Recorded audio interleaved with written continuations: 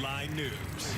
The Ravens are 5-1, but they don't really feel like 5-1. Well, the Bears are 5-1. They feel more 1-5. Yeah. Who can figure the Bears out? We'll get to them in just a second. But Baltimore got out to an early lead yesterday over the Eagles, up 17-0 at halftime, but they struggled to hold on to it in the second half. The Eagles scored 3 touchdowns in the fourth quarter to pull within 2, but failed on a 2-point conversion.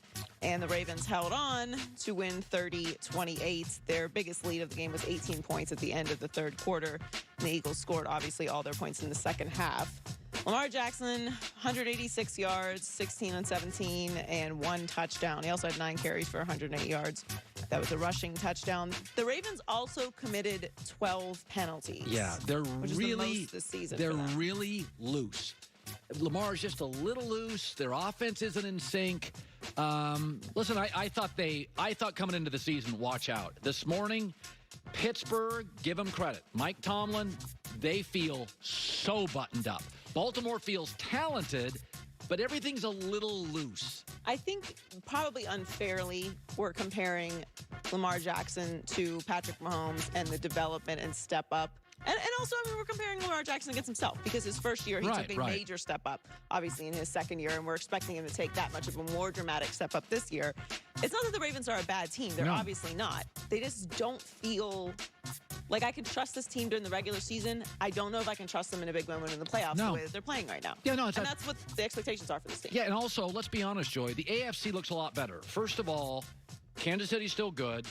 Buffalo's now real good. Miami looks like a playoff team. Tennessee is scary. Pittsburgh's for real. We bail on Cleveland, but they can play.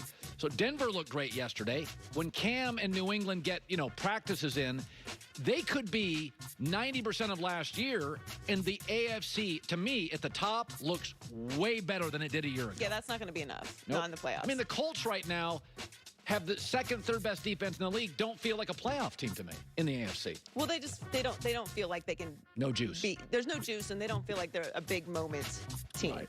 So speaking of the Steelers, they kept their undefeated season alive with a huge 38-7 win over the Browns. Definitely thought this was going to be a little more competitive than it was. This is the second time in franchise history the Steelers have started 5-0, and the first time since 1978. The defense completely shut down Baker Mayfield, sacked him 4 times, and intercepted him twice.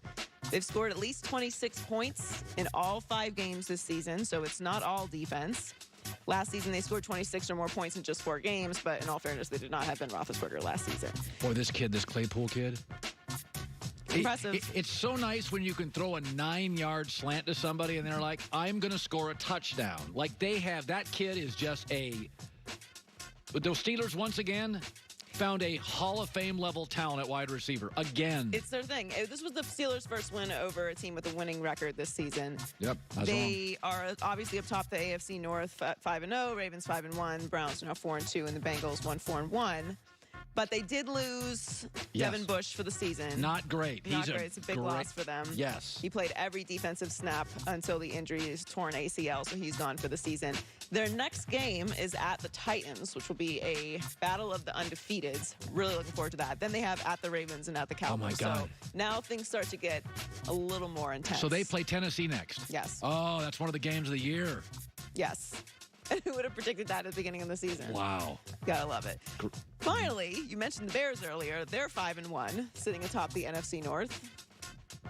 I don't know. I don't know. All the Vegas guys loved the Bears this weekend, and I just couldn't go there. Like, that was a wise guy pick, and I'm like, oh, boy. But you know what? Carolina had been playing very well. They shut them down. They haven't been dominant on their road to the top of the division, obviously, but Nick Foles likes what he sees so far and is fired up about what the team can do this season.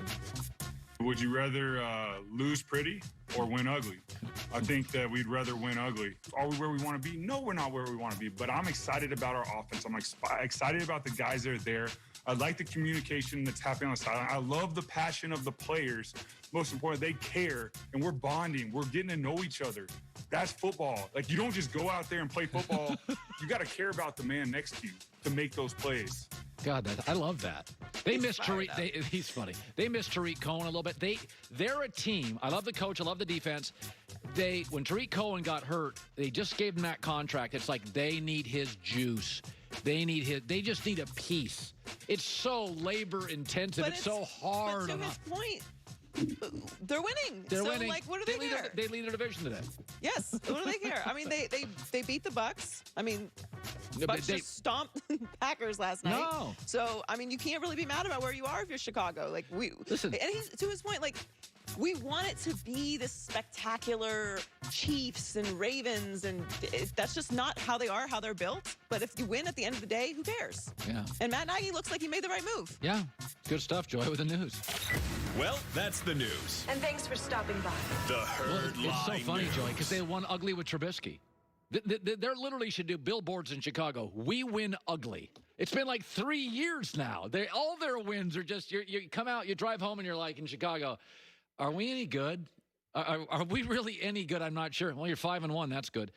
Coming up next, Bruce Gradkowski, Pro Football Focus. They released their numbers on Monday after the grading. Who's good, who's bad, who's overvalued, undervalued. This is good stuff. Coming up next. Going to the grocery store on everybody's list, but you like to grill, you like the protein, but you won't want to go to the grocery store. ButcherBox is great because they deliver it to your door fresh. 20 different cuts of meat.